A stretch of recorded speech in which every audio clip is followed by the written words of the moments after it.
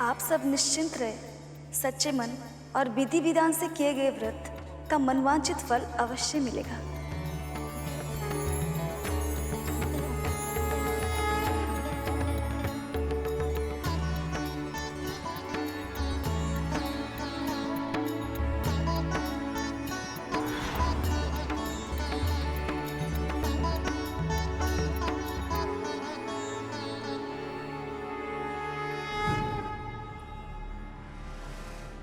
माँ भगवती की कृपा से आज हमें माँ के दर्शन हो ही गए। और माता ने स्वयं हमसे कहा कि हमारी मनोकामना जल्द ही पूर्ण होगी। हमारा पुत्र हमारे पास एक दिन अवश्य लौटेगा।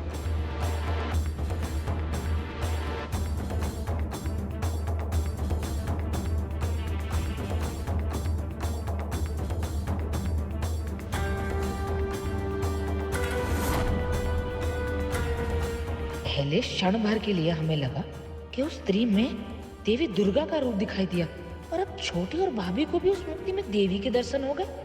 हो सकता है ये हमारे मन का भ्रम हो, और यदि सत्य हुआ तो, यदि सच में इन दोनों की पूजा सफल हो गई तो। नहीं, हम ऐसा नहीं होने दे सकते। हम ऐसा किसी भी मूल्य पर होने नहीं दे सकते।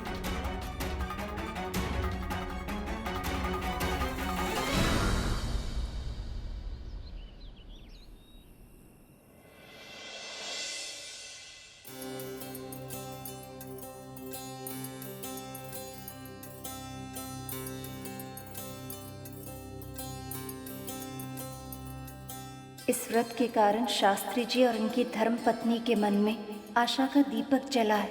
यदि किसी कारण से इनकी मनोकामना पूरी नहीं हुई तो आस्था से इनका विश्वास हट जाएगा और इनकी आशा का दीपक बुझ जाएगा।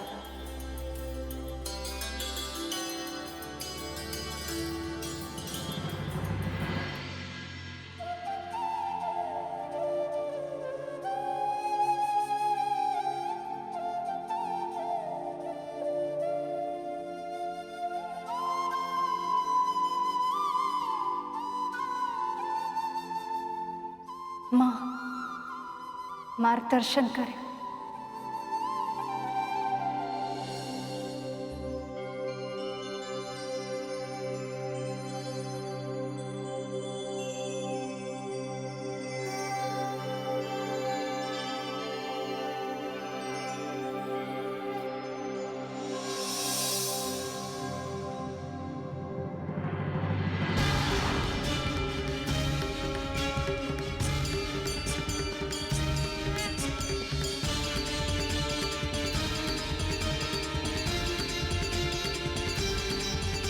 माँ,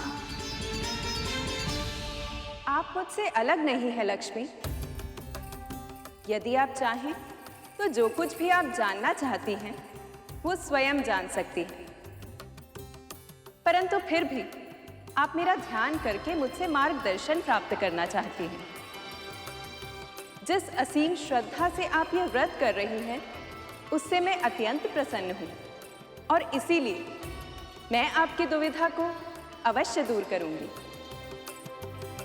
आप जिसे ढूंढ रही हैं वो इस समय अपनी तपस्या में मग्न है, और आप तो जानती ही हैं माता पिता के ऋण को भूलकर कोई भी तपस्या कभी भी सफल नहीं हो सकती।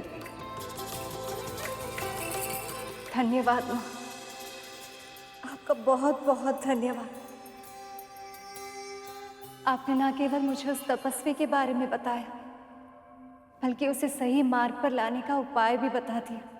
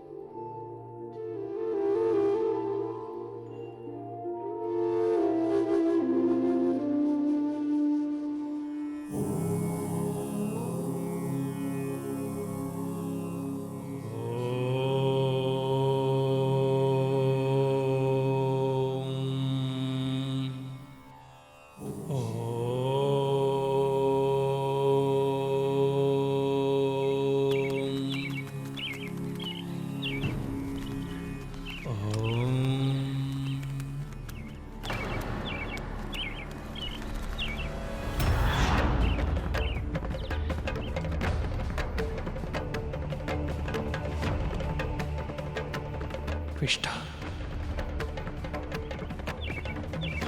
दुष्ट चिड़िया, तूने एक तपस्वी की साधना भंग करने का दुस्साहस किया।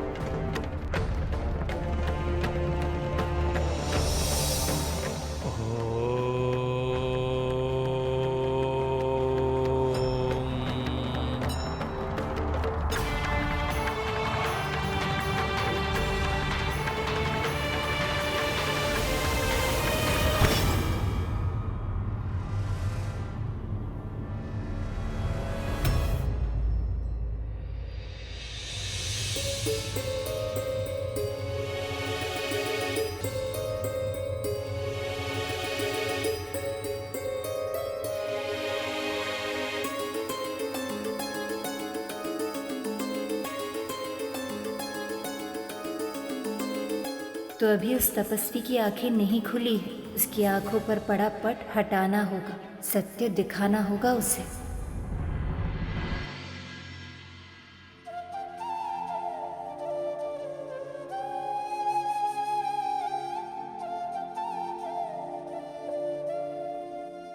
नवरात्रि के 8वें दिन हम माँ के महागौरी स्वरूप की पूजा करते हैं। ये स्वरूप स्त्रियों के द्वारा उनके दिव्य रूप की खोज का फल है। कभी कभी स्त्रियां अपने घर परिवार के दायित्वों का निर्वहन करते हुए अपने वास्तविक स्वरूप को भूल जाती, पर यदि वे चाहें तो अपने दिव्य स्वरूप को फिर से खोजकर अपने खोए हुए अस्तित्व को प्राप्त कर सकती हैं।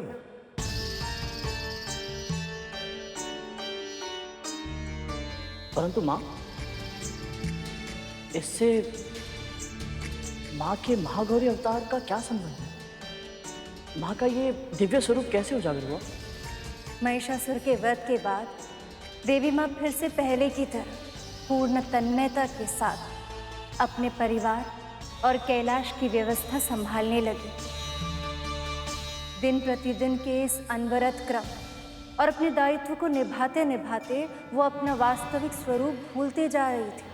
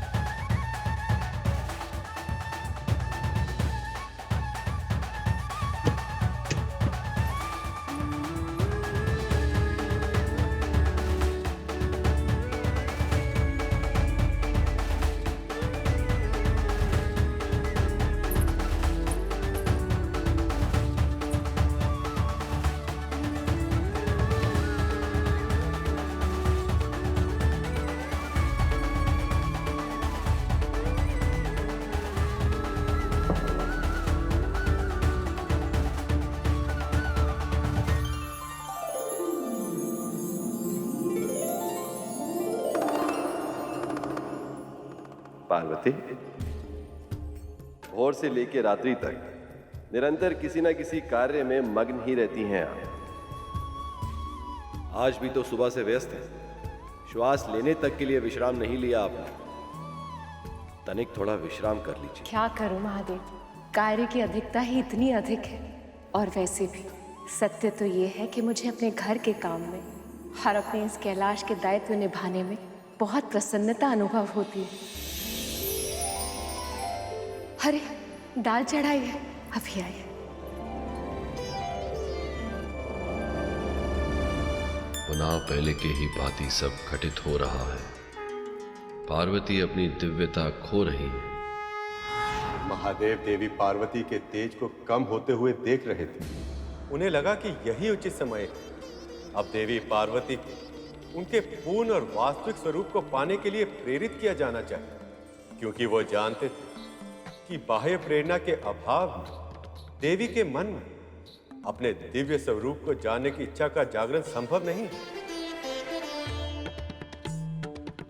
पर इस संसार को माँ के दिव्य स्वरूप की आवश्यकता थी, क्योंकि बहुत सारी सिद्धियाँ ऐसी थी जो साधक को केवल देवी माँ से ही प्राप्त हो सकती थी, और उसे प्राप्त करने के बाद ही ये साधक इस जन कल्याण के कार्य को करने में सक्षम होते। इसके अतिरिक्त स्त्री शक्ति की पूर्ण व्याख्या और स्थापना के लिए भी उस स्वरूप का प्रकट होना बहुत आवश्यक था। परंतु महादेव वो भी मन ही मन भयभीत थे। कथा तो बहुत अच्छी सुनाती हैं आप, पर इसका अर्थ ये तो नहीं ना है कि आप जो भी बोलेंगे हम मान लेंगे। अब भूतनाथ महादेव किसी से क्यों भयभीत होंगे भला, हम बतलाइए। वैसे सभी को यही लगता है कि पत्नियां ही पति से भयभीत होती हैं, किंतु सत्य तो ये है कि पतिव्रता स्त्रियों से पति भी भयभीत होते हैं,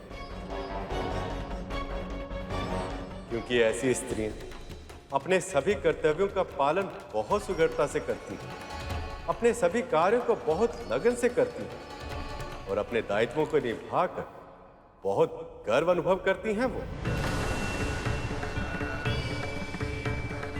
ऐसे में एक स्त्री को उसके दिव्य रूप के लिए प्रेरित करने का अर्थ होता है उसके वर्तमान की निंदा करना। और महादेव की भी दुविधा यही थी कि वे अपनी प्रिय, अपनी पत्नी की निंदा कैसे करें।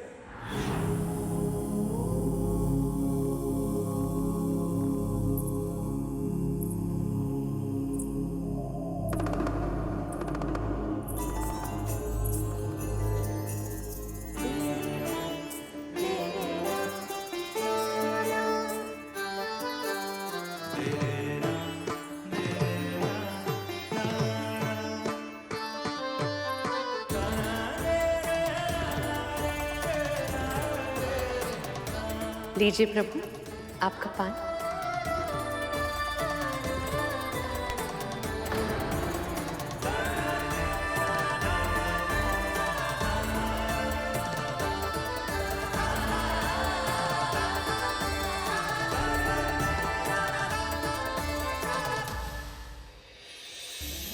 क्या हुआ? ऐसे क्यों देख रहे हैं? ओहो, बताइए भी। आपका मन दुखाए बिना कैसे कहूँ प्रिय, बस यही आशा है कि किसी तरह मेरे हृदय को चीरने वाले इस परिवर्तन को आप स्वयं ही देख लें तो मेरी दुविधा समाप्त हो जाए।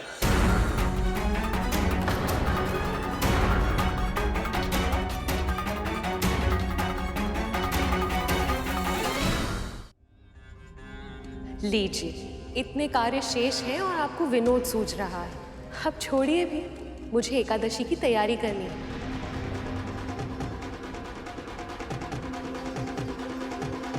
पार्वती को दिखाई क्यों नहीं दे रहा कि इनका स्वरूप अपनी दिव्यता खो रहा है। आपने कुछ कहा प्रभु?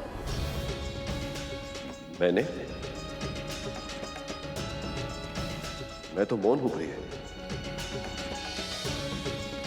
मुख से मौन है पर मन से मुखर। बताइए ना, क्या सोच रहे थे मेरे बारे में? मैं जानती हूँ आपने मन ही मन कुछ कहा है मेरे लिए। आप भी तो जानते हैं, प्रशंसा शब्दों में हो तो सुनने वाले को और भी प्रसन्नता होती है। पार्वती की इच्छा प्रशंसा सुनने की है, पर जब इन्हें पता चलेगा कि मैं इनकी प्रशंसा नहीं निंदा कर रहा था तो कहीं इन्हें क्रोध ना आ जाए। ओहो, बताइए भी।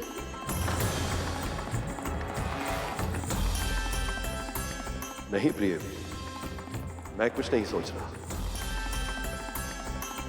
आइए, आप बैठिए मेरे पास। नहीं, पहले आप बताएंगे कि आप क्या सोच रहे थे। मन में अगर कोई विचार आ ही गया है तो उसे बताने में कैसी कठिनाई प्रभु, बताइए ना। ऐसा कुछ नहीं है प्रिय। जब तक आप बताएंगे नहीं मैं यहां से जाऊंगी नहीं। बताइए क्या सोच रहे थे। छोड़िए, अभी किन बातों में उलझ गई? आपके मन में मेरे लिए कोई बात है और आप मुझे उसे बताना नहीं चाहते, ऐसा क्यों प्रभु? उसे छिपाने के लिए तरह तरह के यत्न प्रयत्न कर रहे हैं। अवश्य कोई बड़ी और अप्रिय बात होगी। अब तो मैं जान कर ही रहूंगी महादेव, आपको बताना ही होगा।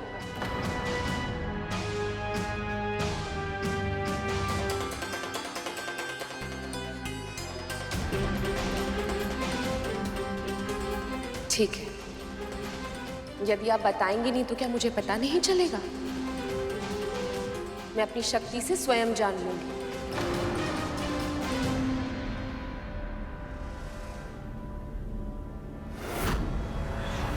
पार्वती को दिखाई क्यों नहीं दे रहा कि इनका स्वरूप अपनी दिव्यता खो रहा है?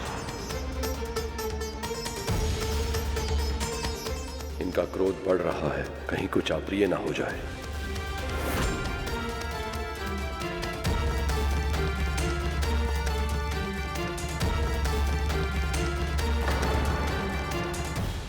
तो ये भाव है आपके मन में अपनी पत्नी के लिए? मुझे तो आभास भी नहीं था कि आप मेरे रूप को लेकर प्रसन्न नहीं हैं। मुझे तो लगता था कि मैं हर रूप में, हर वेश में आपकी प्रिय हूं।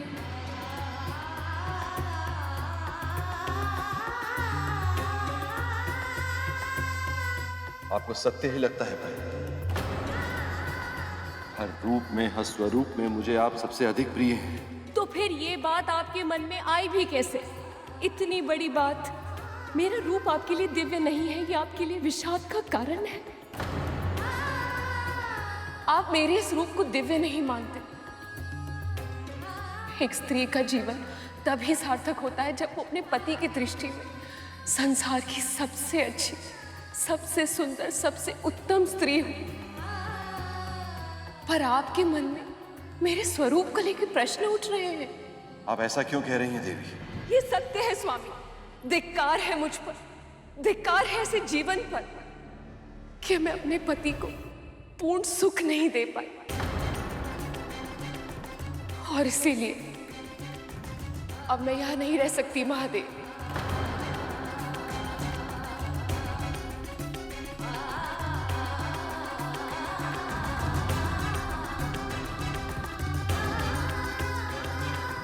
दुख केवल एक ही बात का है कि मैं आपको प्रिय नहीं लगती।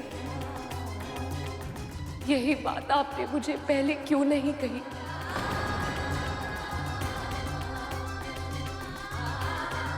मैं भ्रम में थी। मुझे सत्य पता होता तो मैं पहले ही चली जाती आपके जीवन से, इस कैलाश से।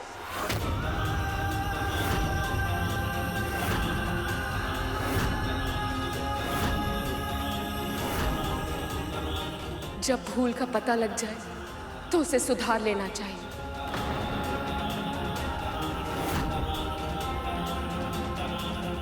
और इसीलिए अब मैं यहां एक क्षण भी नहीं रुकूंगी महादेव। मैं जा रही हूं, इसी क्षण जा रही हूं।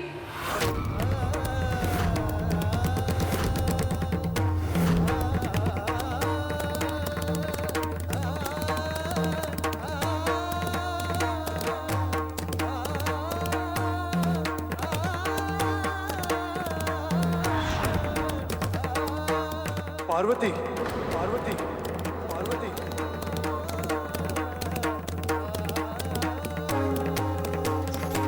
पार्वती, पार्वती, पार्वती। मेरे मन का, मेरी आत्मा का आधा भाग हैं आप। फिर भी आज आपको अपने से दूर जाते हुए देखने के अतिरिक्त और कुछ नहीं कर सकता मैं। संसार के हित के लिए मुझे ये अपार दुख भी सहना ही होगा। आज एक बार फिर विरह का हलाहल मुझे पीना ही होगा प्रिय।